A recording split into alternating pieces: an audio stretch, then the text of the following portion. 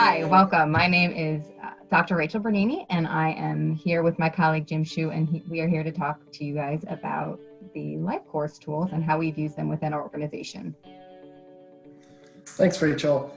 I'm Jim Shu. I'm the Corporate Director of Supports Coordination at Service Access and Management. And now let's start our presentation. Our presentation will focus on the use of the LifeCourse tools in a non-traditional form of case management. We will discuss how the use of the tool enable us to develop better outcomes and link individuals with more community resources. We will also look at how we envision moving forward with this type of case management. Service Access and Management is a nonprofit organization that provides case management services in Pennsylvania and New Jersey. These case management services include early intervention, children and youth, mental health, crisis, developmental disabilities, and long-term living. Our nearly 550 case managers touch the lives of 25,000 individuals annually. Services are delivered in 60 counties in Pennsylvania and 7 in New Jersey.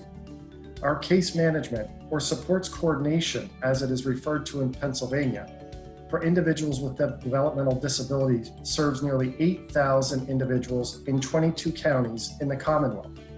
Our agency is accredited by the Commission on the Accreditation of Rehabilitation Facilities, the American Association of Suicidology, the National Association of Dual Diagnosis, and the National Association of Case Management.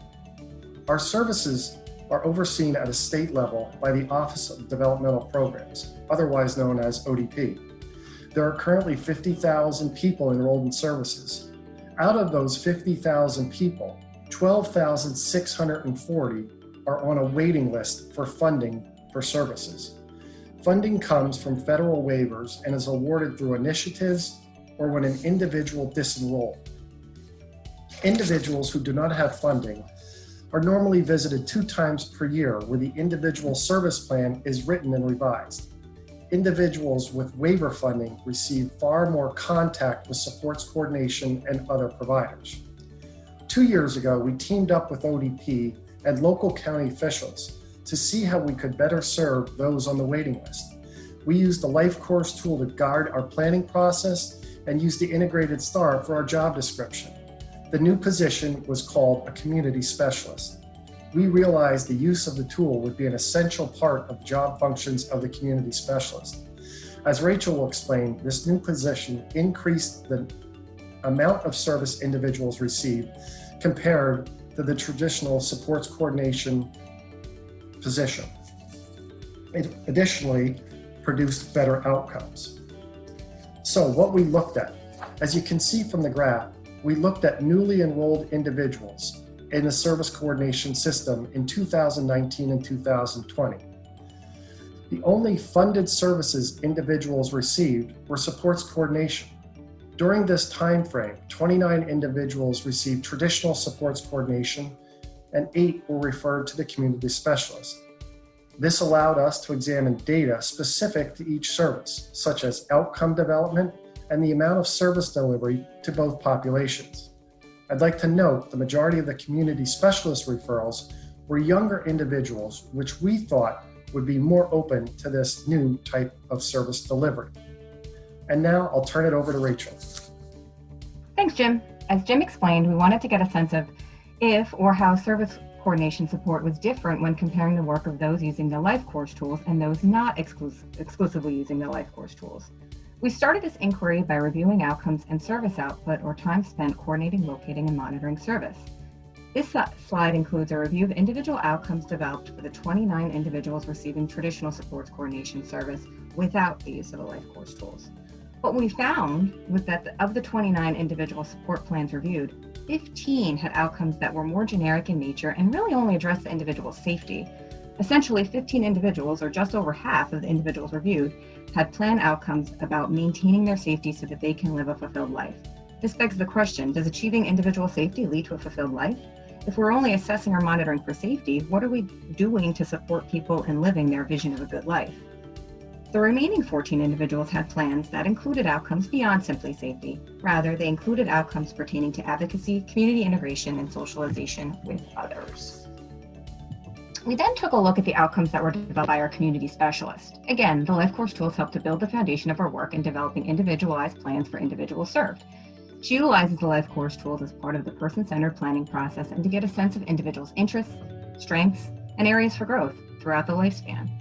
We reviewed the outcomes for the 8 individuals newly assigned during the past year. Unlike the outcomes that we saw from our traditional approach to service planning, the outcomes developed through the use of the LifeCourse tools were specific to individualized needs. Again, rather than seeing outcomes relating solely to a person's safety, the outcomes developed with the LifeCourse tools as a planning guide included other aspects of daily living, including learning, employment, physical and mental wellness, and community connections. In fact, while individual safety is important, no outcomes were relating specifically to safety. Instead, outcomes were specific and included action steps that supported each individual in achieving their vision of a good life. In seeing the connection between the use of the LifeCourse tools and outcome development, we were also interested in seeing what, if any, connection existed between individualized outcomes and service output. In PA, our fee for structure is such that case managers each bill for a unit of service rendered, so that we were able to measure the amount of service individuals received during the past fiscal year. Here's a graph depicting service output for the population reviewed. Again, we looked at the same 29 individuals assigned to traditional case managers and the 8 assigned to our community specialist. We broke the group into 3. The first group, labeled SC Safety, includes the group of individuals who had outcomes specific to their overall safety. This included those 15 individuals from the previous slide. In total, they received just under 3 hours per month of service. The second group, labeled SC Specific, included those 14 individuals who had specific outcomes developed by coordinators not using the tools, yet had more specific outcomes relating to identified needs. Those individuals, on average, received slightly more service per month, totaling just over 3 hours per month. The third group, labeled Community Specialist, included the 8 individuals assigned to the Community Specialist and who had outcomes developed using the LifeCourse tools. On average, those individuals received about 5 hours a month per service, or 5 hours per month of service, about 2 hours more service or attention per month than the other 2 groups. What did we learn? Well, our review showed us that meaningful outcomes can be developed with or without LifeCourse tools. After all, there are 14 individuals who did not use the tools and who had outcomes developed that supported other domains beyond safety for a good life.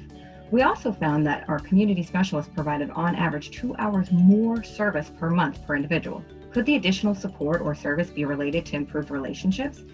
In using the tools as a guide for conversations, are initial relationships between persons served and professionals strengthened? Certainly more study and evaluation is needed on our end to better understand possible connections. In the meantime, though, it has opened the door for us to figure out how we can better support our staff to utilize the tools as a conversation starter, relationship builder, and a tool for outcome development. Thanks, Rachel.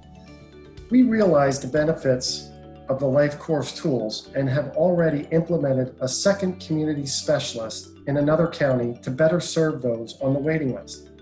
We have seen better outcomes and an increase in the amount of service provided to individuals and families. At this time, the LifeCourse tools are not mandated in Pennsylvania. We realize the benefits of this type of holistic approach the tool achieves. SAM is committed to completing LifeCourse tools on every new referral we receive.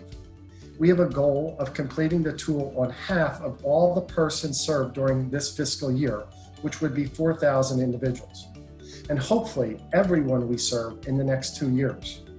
We hope to ingrain the LifeCourse tools into the mindset of all supports coordinators using the tools as a conversation guide, and to avoid conversations in a way that strictly adhere to compliance. We appreciate your time today and hope you found this presentation worthwhile.